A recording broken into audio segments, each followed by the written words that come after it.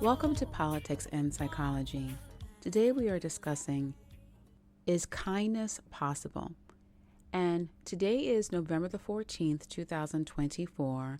Yesterday was World Kindness Day. And in America, last Tuesday, going into Wednesday morning, it was announced that Donald J. Trump became the president-elect starting in January 2025. And with his announcement or with his election, then there became a plethora of emotions that were experienced by individuals who voted for him, as well as those who did not vote for him. And those emotions have made it difficult for many to be kind. So today we're going to listen to an interview I did yesterday with WHUR radio station. WHUR is Howard University Radio. It's also the alma mater of Vice President Kamala Harris. Not that that means anything, I'm just letting you know what HUR stands for. But in this conversation that we had, I want you to just hear how there's a variety of emotions where kindness, whether your person won or your person lost, where being kind has become something that's very difficult to do and seemingly impossible. So for those who are feeling sad or depressed or feeling unkind, if you're feeling elated and overjoyed and feeling unkind, then I encourage you to listen to this, and I will discuss at length at the end of this episode, more about how politics and kindness and the presidential outcome may be more than just voting red or blue. So please listen, and I will join you at the end of the interview. Welcome back to the Daily Drum on WHUR and Sirius XM Channel 141. I'm Harold Fisher. Are you a kind person? How do you know? And how is kindness defined in this day and age? Is there a place for it? Well, today is World Kindness Day. It's first established back in 1998 and designed to spark a global conversation about the transformative power of kindness. Well, joining me to talk about this are Dr. Renee Carr, psychologist and political and corporate advisor, and Shasheen Shah, executive coach. I do need to mention, based on my experience with both of our guests, they are kind people, because they took time to spend some time with me for this conversation. So thank you both very, very much. I appreciate your time. Dr. Carr, let me first start with you. I think you're a kind person, and I've known you for a while. Mm-hmm. Do you think you're a kind person? I think that I'm a kind person. And the only reason that I would say that is because even when I try to be mean to people who have been mean to me, I have to deliberately say, you have to stop being so nice to that person. Or when someone does X, Y, and Z. That's actually a little bit of a background. And that's why everyone was so surprised I even went into politics or even into psychology, because they're like, you're just way too soft for that. How are you going to be able to stand up to everybody? So I would say yes. Mm-hmm. And Shasheen, same question. I think you're a kind person, but do you think you are? I think I'm a really kind person. And I want to differentiate the two different kinds of kindness. I mean, in some ways, there's kindness that I've seen in myself as a coping mechanism to get along in the world, to just kind of navigate the world in a particular way. And then there's an authentic kindness that really stems from me being grounded in my practices every day, and that changes day to day. I think that, if we really want to open up the door here to the World Kindness Day, I think it's a call out to all of us, especially in light of what has been going on in our country and our nation. I think I've probably been the most unkind to myself in how I've been processing so much of what has been coming through the news waves and through the interactions with my clients, and feeling the feelings, seeing the coping mechanisms that have been coming up, having a lot of shame around wanting to be more empowered in the face of some of this that I've been watching right now. And I think I've been my worst critic at this time. So for me right now, if I were to really be honest, I've probably been the least kind to myself during this time. And that's the practice that I really am taking up over the last couple of days. Mm-hmm, mm-hmm. You know, I do want to drill down a little bit on that specific issue in just a bit. But, you know, to your point, you know, Dr. Carr, Mm-hmm. how would you define kindness? Kindness is when you're doing an act that would benefit someone else from an altruistic standpoint without having any desire or underlying intention to benefit yourself. Meaning, I'm giving someone $1 not because it makes me look good or feel good, but because that person needs it. So it's more of an act of selflessness to someone or something to which you will have no advantage, but will either help that person increase their positive experience in life, their current stress situation or trauma or just a loss, or just if they're in emotional pain. I'm sure you've heard the term, don't take my kindness for weakness. Yeah. Do you believe that in this day and age, some people see kindness as a weakness? And even if not, at what point do you find that kindness may put you in a position to be taken advantage of? I think that the world has become increasingly less kind and more self-focused, as we see often in our political beliefs or what we value. And so for someone to say, don't take my kindness as a weakness, I think, as Shashin was saying, it's a defense mechanism that I am kind, but I also know how to stand up for myself. And so I think with people saying, well, can you still be kind in this world? You can. But now kindness has become monetized and politicized, and people who say that they are kind or loving or considerate of others are really only doing so because of their personal benefit, which is the antithesis or the opposite of actually true kindness. You know, Shashin, you just spoke about being unkind to yourself. I'm sure that both of you are aware of this movement that we have seen in the public square, on social media, about self-care. Mm-hmm. Can self-care, being kind to yourself, Shashin, be a selfish thing, or unkind because you are thinking more about yourself than others or other situations that could possibly use your kind contribution? That's a good question.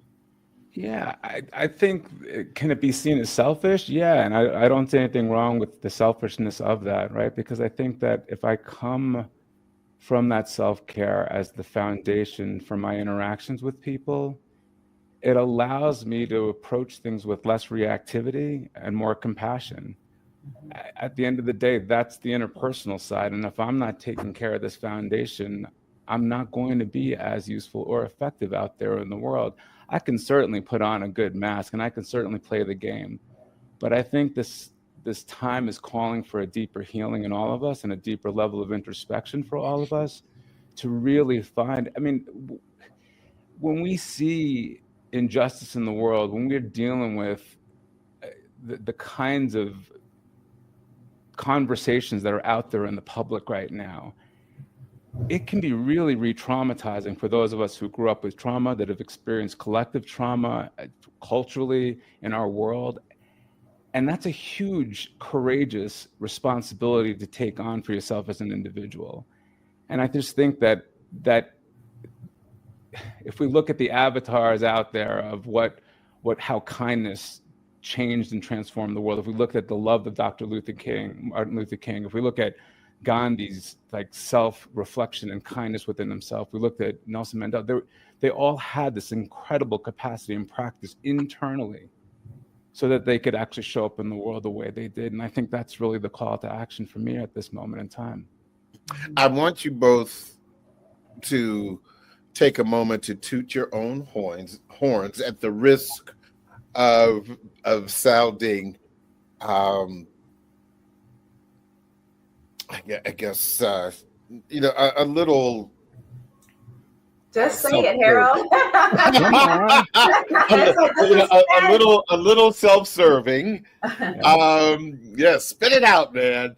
Uh, Shashin, give me an example. The first thing that you may do day to day, or week to week, or frequently that is an act of kindness, and I'm not talking about anything particularly lofty or anything that is planned, but something that you do that is in your mind automatic for yourself. For my kindness towards myself or towards others? To others. Towards others, gosh, I mean, just the work that I do and the approach that I take with my clients is just it's coming from a real genuine place of curiosity and compassion, and kind of driven by a higher purpose to use myself as an example in the world to create healing. I mean, so that's one. I think the other thing on a day-to-day basis, to reach out, to touch people, to actually kind of pick up the phone, to connect, to create some kind of connection. A lot of times I'm sending video messages to people that I know I haven't spoken to in a while, just to let them know I'm thinking about them, and let them know that, that I'm here. That came in the days of COVID. I remember we were so isolated, and the feedback from getting a video message was just to let them know I was thinking of you, and to actually see someone, to witness someone, can be one of the greatest gifts you can give somebody. And I think part of that is also what I was saying earlier, is witnessing myself, witnessing what's going on internally, and finding a compassionate approach to the things that are going on internally for me. And I got to tell you, this morning I woke up and I didn't feel that. I felt a lot of insecurity, a lot of stuff going on. I wasn't particularly proud of where I am in the moment right now. And I had to just meet that part of me with some kindness, meet some part of me with some compassion, so that I could even show up on this today. This was an untimely thing for me today. I got the message late at night last night because of other circumstances, and I was like, I'm not ready for this. This is too late. This is the last minute. Hold on. Take a deep breath.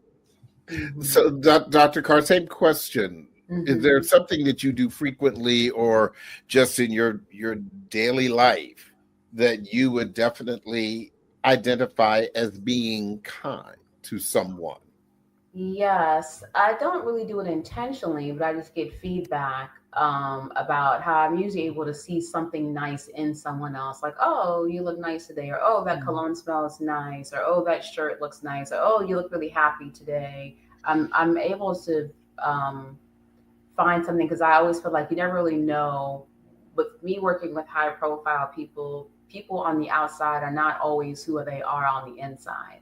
And so even if someone looks happy and, living, la vida loca, they actually may not feel that way on the inside. So if you can find something kind to say to someone that's actually authentic, then I think that's good. And I do that. But I think I also got that from my mom, because my mom was always like, oh, you look nice, Miss Susie. So, so I think that part is true.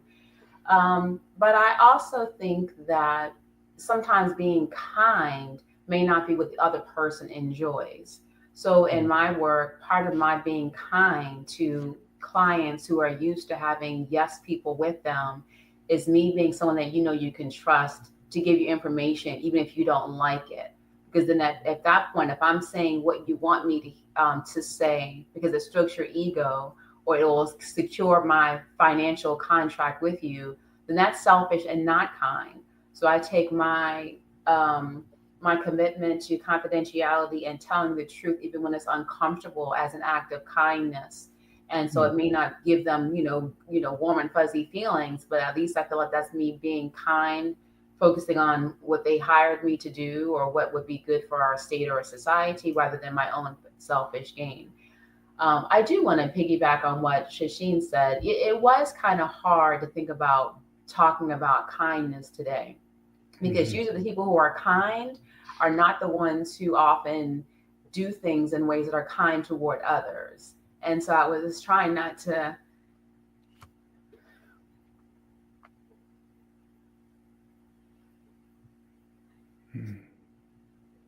It's hard to be kind when you know that people don't really care about being kind towards you. And you have to sometimes, as Shasine said, focus on what can I do? So even if it's not easy to be kind, what can I do to not be hateful? And so that's what I've been working on lately. Yeah. Yeah. I think this is a perfect opportunity for me to take a break. And you take your time, Dr. Carr, and we will be back in just a minute. Before the break, both of you were asked about examples of kindness, toward each other. And I wanted to note that both of you spoke about kindness in the capacity of your jobs. I would submit that both of you and all of us, no matter how important our jobs are, that they are not all that we are. So I will ask the question again, Shasine. Yeah. Outside of the work that you do with your clients, give me an example of something that you would say is an act of kindness, whether it is something that is spontaneous or something that you do because you know that it is important to be purposeful in your kindness.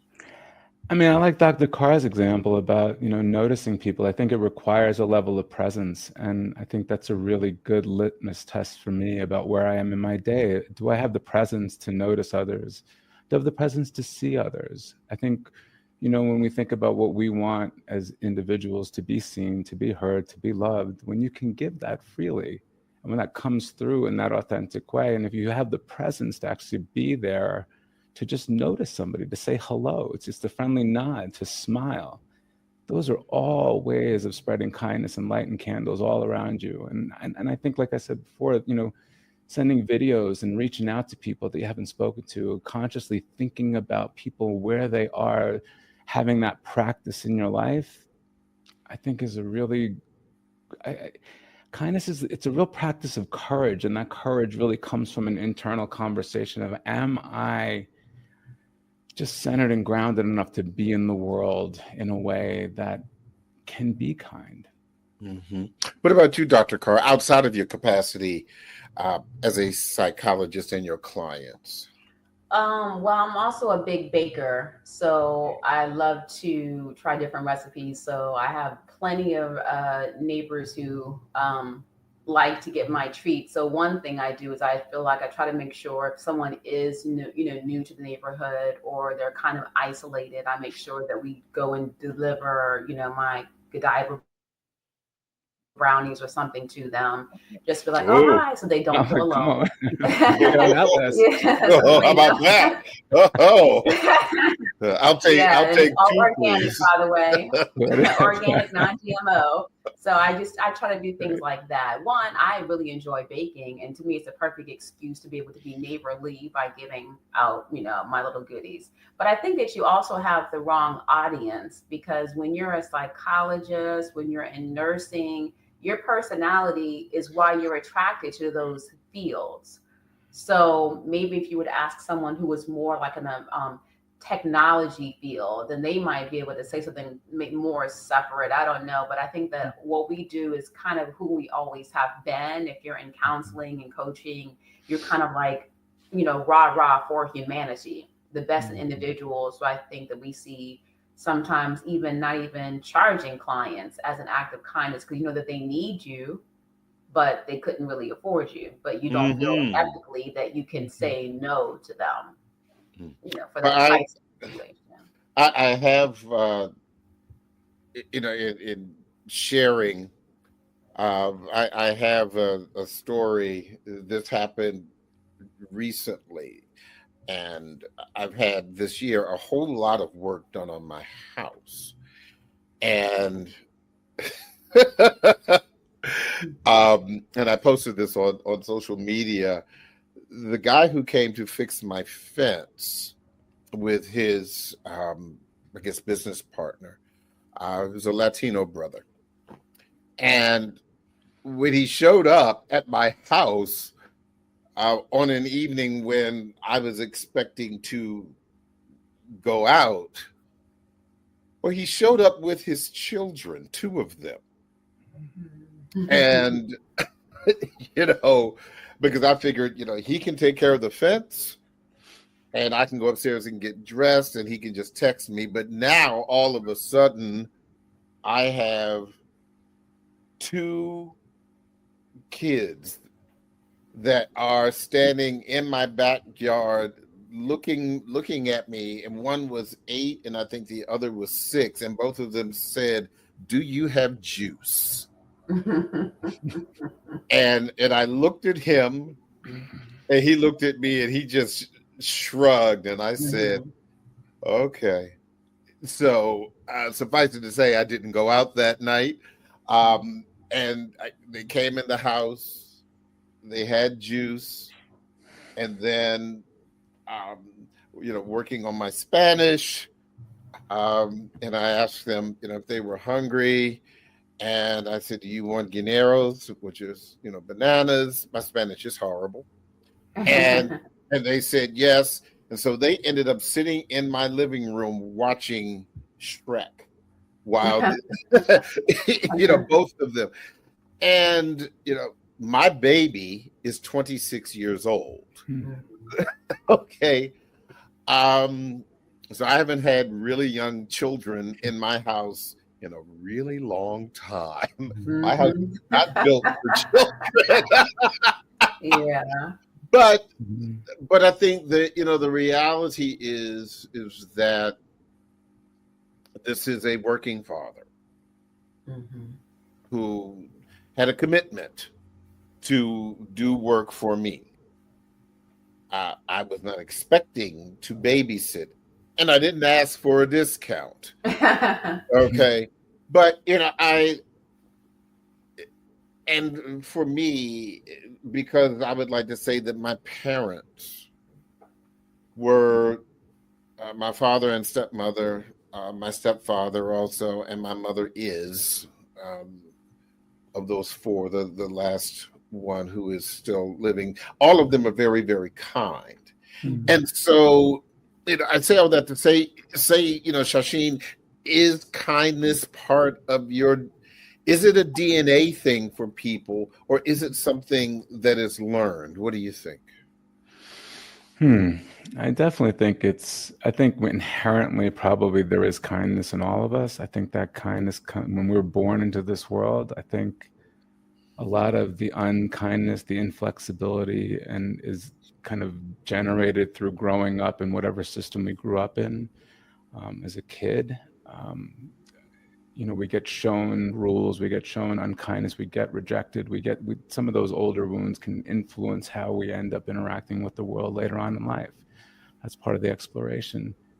The story is interesting, right? Because to me, is it kindness? Is it flexibility? Is it about setting boundaries? Is it about how you set up these engagements? And there's so many things to unpack in the arrangement there. But in that moment was a choice, right? You could have huffed and puffed. You could have carried it on. You could have been frustrated with the whole thing and felt dominated by the fact that this man has come into your life with these two kids and been upset. Or it could have just been a moment of flexibility. But it's going to depend on what the orientation is and where you locate yourself in that conversation as a victim, as somebody that needs to. There's so much in that, but I think it's a practice. It's a courageous practice, kindness, because it requires something inside of us that as adults, I guess it depends on the individual. But I know for me, what has occurred in my lifetime, the traumas that have occurred in my lifetime, have separated me from fellow man, and my job has been to reclaim and come back and to see that everyone's got a story.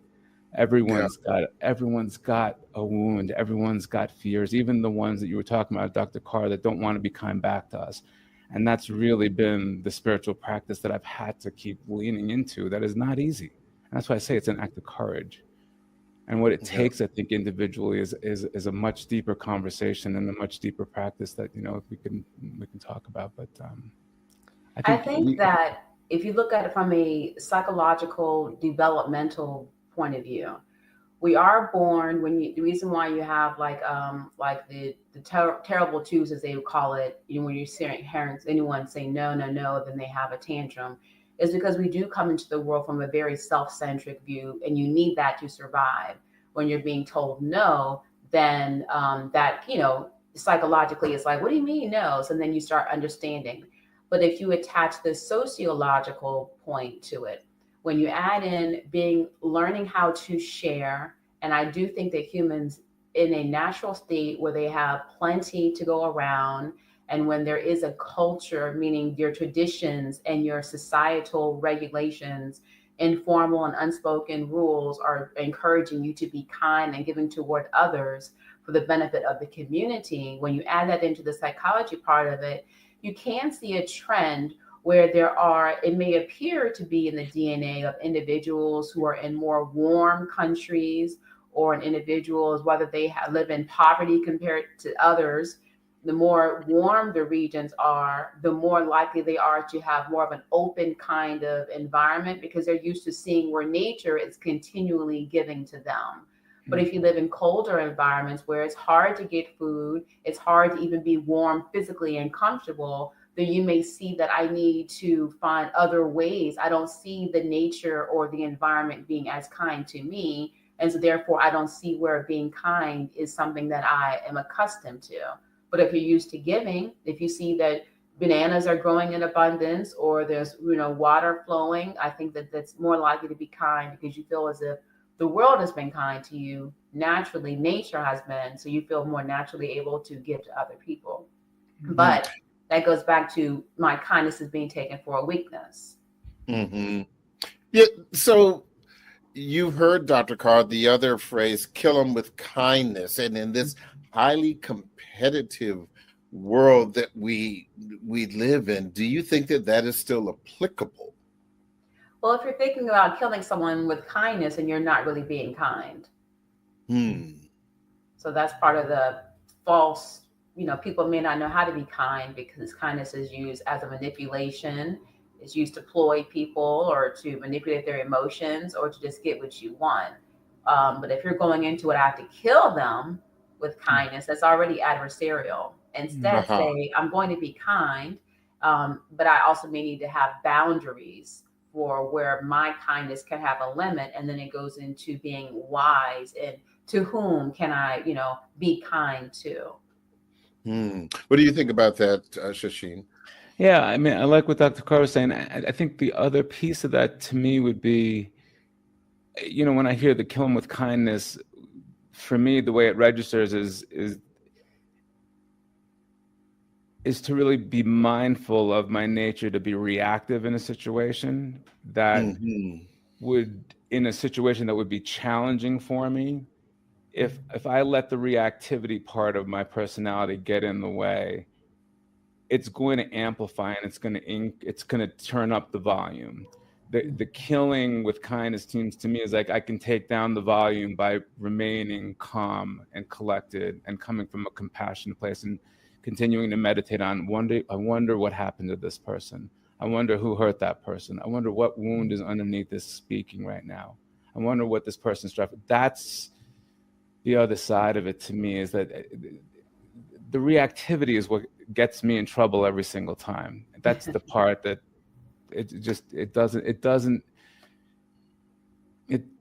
it can be an act of power in certain situations that sometimes is necessary, but I would argue most times it's not necessary. There's another way to be. Dr. Carr, we are at the end of a volatile election season, and no matter who you support or supported in the presidential race, for example, we have seen probably some of the most acerbic things said, the things that just make us bristle when we hear the one side describing the other.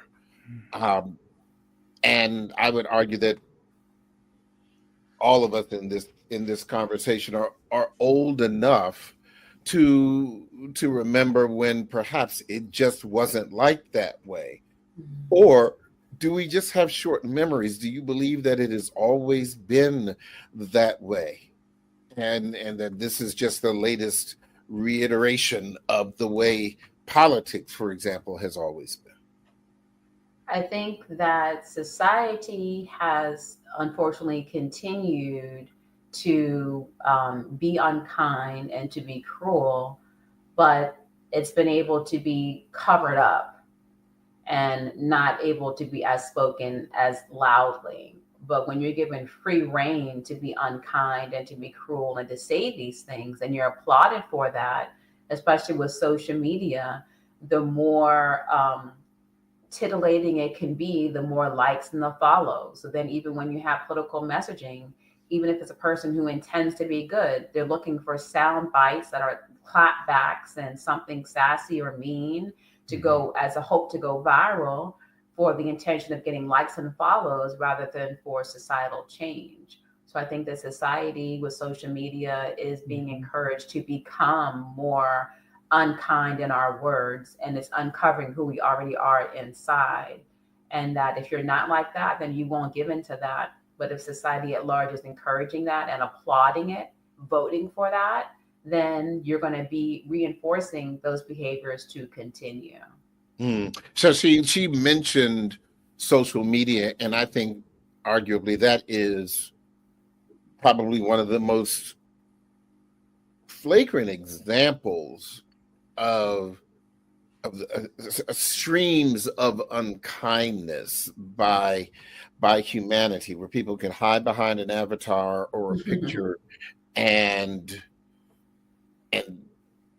put an opinion down, and then all of a sudden it is, it's like unleashing the kraken, unleash the hounds, whatever. I mean, what talk to me about your thoughts about the impact that social media has had on the ability of people to be less kind or kinder. I mean, I like what Dr. Carr was saying. I think, to just piggyback on that, I think we've learned that outrage is profitable, division is profitable. It drives likes, it drives views. And if we really get honest, this is what all the media companies are just benefiting from, the addiction of the news cycle. Did you hear what he said? Did you hear what he said? The more outrageous it is, the more time they get on the air, the more I've caught myself, I sometimes I'm on social media just looking at the posts just to read the comments, just to see like what in the world. Yeah, I'm here for the comments. I'm here for the comments. And like that's a phenomenon that we're here to be this kind of observer of these opinions that are anonymized and are allowed to be expressed. And I just think that I don't know. Yeah, it's really a factor in our today. It's in our with 24-hour news cycles, the updates and notifications and everything like that. For me, like this is the test, right? The more outrageous it gets, the more it triggers the things that don't feel right inside of me, and how I am in the face of that outrage continues to be the good measure for like where I am in my practice on a day-to-day basis. And some days I can tell you I feel really grounded and settled, and other days I just want to curl up and run away because it feels like the world's imploding around me and it doesn't make any sense. And I think that that's what we're seeing out there, and I think that's what we're getting inundated with. And I think there is a psychological impact collectively, and for those of us, I think if we look at what got put forth, it just seemed like the rights of people that needed rights, marginalized communities that also have experienced the level of collective trauma, individual traumas, I'm sure in their own story. It's coming up, and the vote, if you will, I don't know, gave the mandate that is not as important as these other things. And I think that is going to be a lingering hangover for this country, for our culture, for the world right now. And it's going to take deeper, more complex solutions. And, Dr. Carr could probably speak more about this, just the impact that that's having on us as a culture. I'll ask you both, and I'll start with Dr. Carr. Tell me a story. We've always, in this conversation, we've discussed what being kind to oneself means and being kind to others means. But what is the kindest thing that someone has done for you, Dr. Carr, whether it was yesterday or 10 years ago or whenever? Great question. I mean, I might be biased, but I would have to say my son is extremely kind to me. How old is he? 11. Okay. And he's very, very kind, which is how I kind of got more feedback that I was kind, because I would get reports back from his school and the neighbors, all the things he was doing. But let me see. I mean, he does so many things. Well, okay, I could start off with one. When I started noticing how favored I was in his eyes is when he was in preschool, you would get like a point for if you did a good job, like the token system, the little stars, something like that. And so so then he would keep a board and he would say, "Mommy, you get 10 stars today, Mommy." Like, so he would just do things like that. And I drink a tea latte every morning, for the protein and the sugar, obviously. And so sometimes if I'm really, really busy, he'll say, "Mommy, I learned how to make your tea latte." And so I think little small things like that for someone who doesn't really know. I mean, he knows the kind of work that I do and, might overhear some of the conversations, or sometimes he's with me at press conferences. So he kind of knows the impact. But he knows that I really, really need my tea latte every morning. And the fact that he went out of his way to learn how to make it, I thought was very, very kind for such a little person. Because it was something he did on his own. Yeah, he knew that something that Mommy likes, and she probably needs it because she's been on calls, all throughout the night, and she didn't make one yet. So let me at least make sure she has this. Shasheen, what is the one thing that comes to mind when you think about something that someone has done for you? Obviously, unsolicited, that was just really kind. Yeah, I think in every example, it's always this unexpected acknowledgement of my presence or existence. I mean, it always seems like it's that way, whether it's someone's written me an unwarranted, like a check saying thank you, by the way, for what you've done, and an acknowledgement in that way. Someone just picking up the tab and just saying, "Hey, we're going to pass on this good act of kindness today." I mean, I've had that happen to me where someone's just paid in front of me and just for no other reason, just to do something nice. But was there a specific incident, one that really sticks out for you?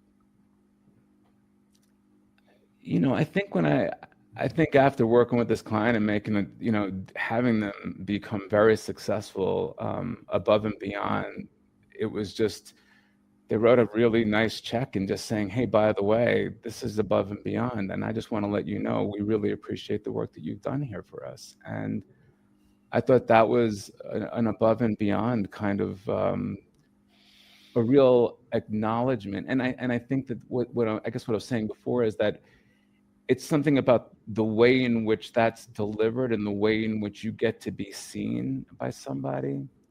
And I think that that's sort of such an important part of how the experience of kindness can be received from somebody, is when they do see you in that way. I will share the same, because I was also just kind of reminded, even when I asked the question, and there have been all kinds of acts of kindness that people have done for me, but I remember this was back in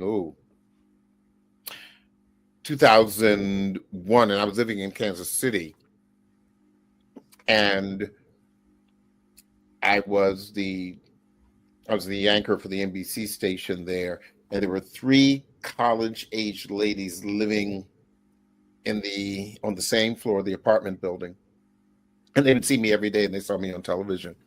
And then one week they didn't see me. I was sick. I had walking pneumonia. Mm. And when they hadn't seen me, they came knocking on the door and found, it took me forever to get to the door because even though I had walking pneumonia, I was barely walking. Mhm. And when they discovered that I was ill, one of them came in and began cleaning my apartment. Oh. The other went into the kitchen to cook because I had not eaten. And when she discovered that there was little food, she sent the third lady out to the grocery store to buy groceries. Because I was really weak. To date, that is probably one of the kindest things that anyone has ever done for me. And all of these ladies were in their mid-20s. They were like 24, 25 years old. Yeah. And again, as I said, this was an uninitiated thing. And to your point, Shasheen, the thing that I regret, because this happened before social media, is that I don't remember their names, didn't have it written down, and cannot find them. Which goes back to the final thing that I wanted to briefly ask both of you about. And I'll start with you, Shasheen, in these final 2 minutes. Yeah. How important is it to pay it forward?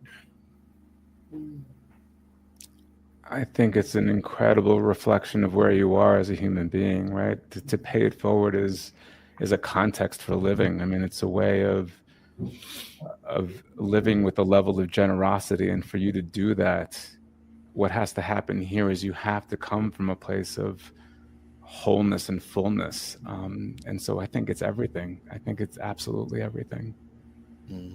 Dr. Carr, your thoughts about paying it forward? Yes, well, that is one of the later stages of human development, regeneration and giving back, and does my life have meaning? So I think if you add that into just a sociological context, paying forward is just good for our natural psychological, how we process life. But I think you can also pay it forward even if you are in your 20s, 30s, and 40s by being kind and giving to someone something that you have received, not for your gain, not to continue a legacy or to get a 5-star review, but I'm just going to pay it forward because someone was nice to me. Like when you mentioned, Shashim, about someone paying for your meal. I've been in those coffee lines when someone paid for your drink and then you paid for someone else's, and it just makes the community seem nice. I mean, I did hear from baristas that they said that makes their ordering really inconvenient, but for the rest of us, we're having a love fest. But I think it is important to pay it forward because even when you are altruistic, meaning you're doing it purely for the benefit of someone else, it does give you a sense of community, which then creates a sense of positivity mentally and physically for you. And then you can be not only in a higher emotional state as far as happiness levels, but it can also make you want to be more kind, to get those endorphins coming back to you in a cycle. And the more happy you are, the more you can give to other people. But the more hate you have, the more you feel you need to hold on. And so you can be kind and you can pay it forward, even if it's just a smile. You can pay that smile. Someone smiled at you, you can be kind and give that smile to someone else. Well, I will say that I really appreciate the input that both of you have had with this conversation. But I would like to say to you, Renee, also, and you can share this with your son, that to pay it forward, he does need a new Xbox. And, that's great. Yeah, he's on a campaign for a PS5 now. Oh, is that what it is? Okay, PS5. Yeah, there you go. Yeah. Hey. He's been around too many attorneys, so I'm in constant negotiation for this PS5. Oh my gracious! I'm glad those days are over, or that I never saw them. Listen, I want to thank both of you for your time and your kindness with this important conversation. Thank you so much. Thanks for having us on. So, as you heard, I was a little bit emotional, I think, during the first 15 minutes of the episode. And one of the things, whether I'm talking with individuals in the community or clients who did not vote for the president elect, is that there's just a widespread feeling of heartbreak or betrayal. And it's not that people are against Republicans, so it doesn't really matter if it was a Republican candidate or if people were voting if it was just based off of their race or just based off of their gender.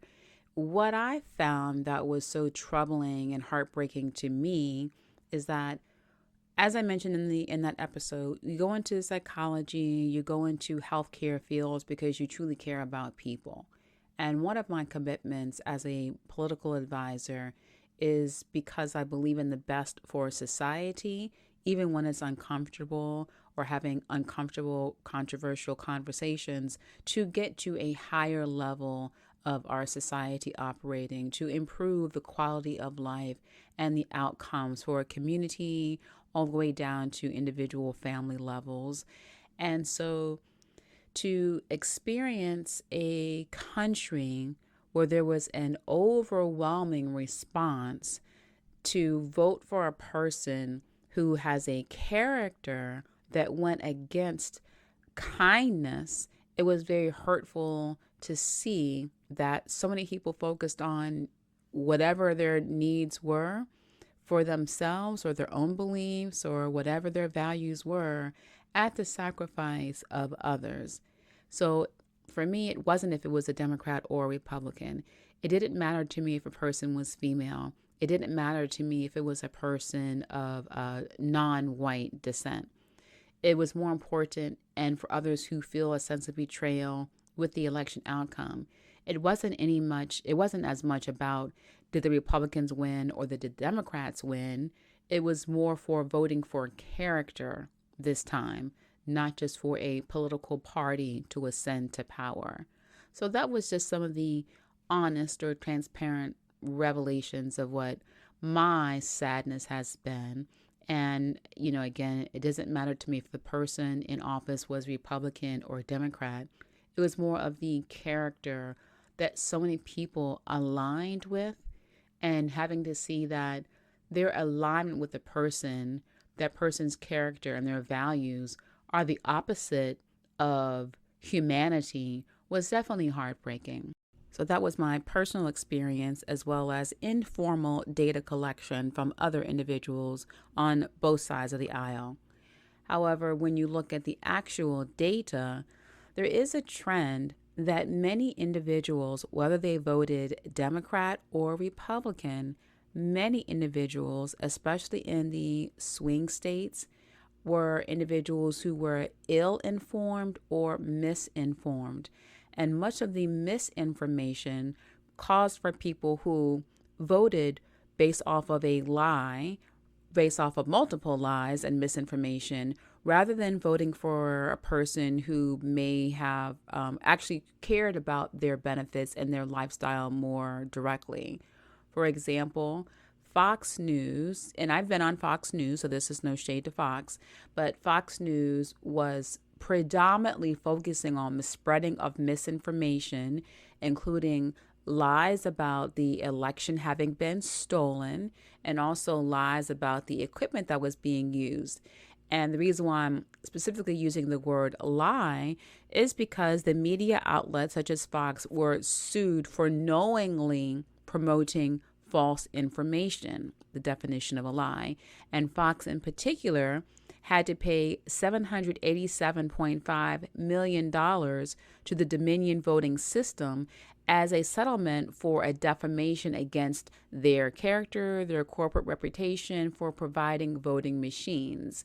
And yet you still see outlets such as Fox predominantly promoting misinformation about a stolen election and about potential for voter fraud, and having to have aggressive actions put in place because they were anticipating additional quote unquote voter fraud happening.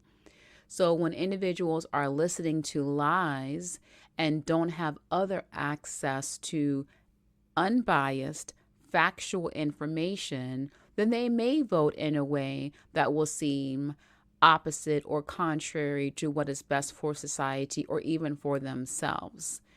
When you think about even individuals who voted and they voted for Kamala Harris, there is also data showing that a large amount of individuals were still uninformed and misinformed, so much so that many individuals called the Department of the Justice and also voter fraud lines or hotlines saying that, oh, our vote is being suppressed because Biden is not on the ballot.